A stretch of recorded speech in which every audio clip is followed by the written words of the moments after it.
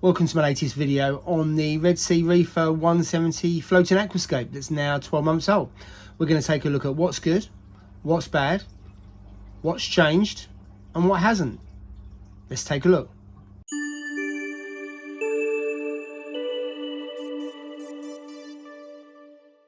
Now that the tank is 12 months old, what has happened in that period of time? Am I happy with it? Is there things I would do differently? So am I happy with it? Kind of. Would I have done things differently? Yes. Certainly the last 4 months the tank has been neglected. What I mean by that is I haven't really paid attention to parameters, haven't been testing, lost a couple of corals, and I've taken the tank in a slightly different direction. As you can see, there are more torches in here. I wasn't really going to go with torches, but what I found is a torch on the right hand side, nitrates are about 20-25 in here, and the torches seem to love it. So I added this dragon soul that was on the sandbed for quite a while. Really happy with that one. And then in the last week I've added that one there, not too sure what the name is, and in the background there I've added a 24k torch as well. And I think I will go down more the torch route. Now these corals on the left here don't look particularly good because they've been rescued from another tank where the parameters weren't where they should be. They're Monties, but they will come back. The one at the back you can just see some blue polyps. Let's go around coming through. When I first set this tank up, I got quite a lot of feedback, and you may have seen on the first review there's 30+ dislikes. And the main piece of feedback was I should not be putting out a video saying doing a floating aquascape and using silicone, because silicone does not attach acrylic to glass very well. And I totally agree. So there is a risk of it falling off, but 12 months later it's kind of okay, no movement in it. Now it's early days, it may well collapse tomorrow, you just don't know. Success for me is that keeping this tank running for at least 2 to 3 years, and that means I've still got a long way to go to prove that actually using silicone on acrylic, attaching it to plastic, does work. But I have taken the rock away from the back and looked at the silicone, and I've compared it to a picture from day one, and it looks no different, so fingers crossed. As for other things, fish are doing really well. That's the neon blue goby that's been photo bombing quite a bit. Lovely fish. I've got to say that the small number of fish I've got in here, really good community fish. And that is definitely something I would recommend, this fish. As you can see, beautiful blue colour, out and about most of the time. As for other fish, well, not a fish, but conch I would say is essential for a clean-up crew. Really helps keep the sand white. There's the yellow assessor, just put some food in. He tends to come out there. Lovely yellow, he just seems to hide more than I thought. So there we go, he disappeared again.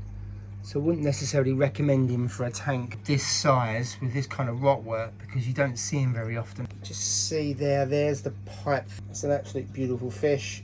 There we go, it's there. Really easy to look after, very hardy.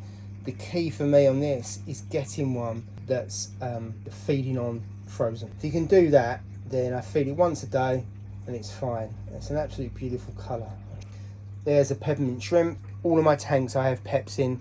The main reason being is they're great for getting rid of apps, because whatever you try and do, you're bringing new coral, and there's always a good chance that you bring Aptasia in. Now the good thing is they go after the small Aptasia, really good at eating those. What they're not very good at is going after the larger Aptasia, so you have to find other methods. But I haven't found any Aptasia in this tank. There was some in the early days, a couple of larger ones that I missed, so I had to use some putty over them, but recently been absolutely fine. Behind the yellow assessor and pipefish you can see the geometric Pygmy Hawkfish, a superb looking pink fish that is more aligned to the Amphia family than a hawkfish. I found it to be peaceful, great character, as it often perches on floating aquascape, watching the world go by, and is well suited to a smaller tank as not an active swimmer. I found it to be an easy feeder as it takes both small pellets and also frozen food. Would highly recommend this fish for someone with a small, peaceful tank that is looking for a splash of colour, and it is very different to a lot of the more commonly seen cardinals, damsels or chromis. But what you can see, there's lots of gaps for the fish to hide in.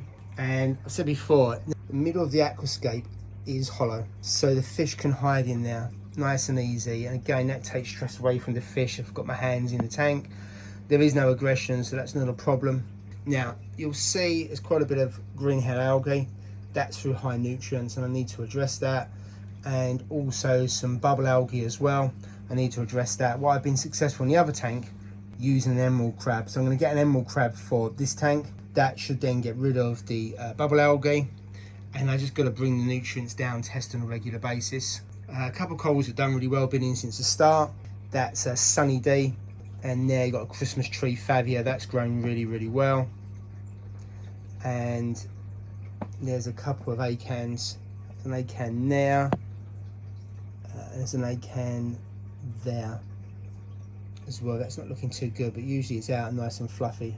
So parameters have been alkalinity about 7, and I'm happy with that. I haven't done as many water changes as I should have. The nitrates are 25 to 30, which is too high, but as I say, the LPS seem to love it. It's just a bit tricky when the algae, because it does encourage nuisance algae when you've got the nitrates that high.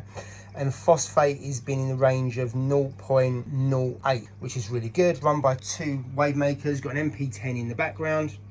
And then you've got a small Tunzi in the side. One goes from front to back, which is the MP10, and this goes from right to left. And actually, because I haven't got any SPS in here, I've got a small amount of SPS. I haven't got any demanding ones that need a lot of flow. So as you can see, the torches are flowing nicely. There's enough to keep the detritus off of everything else. So I don't feel the need I need to add any more flow to this tank.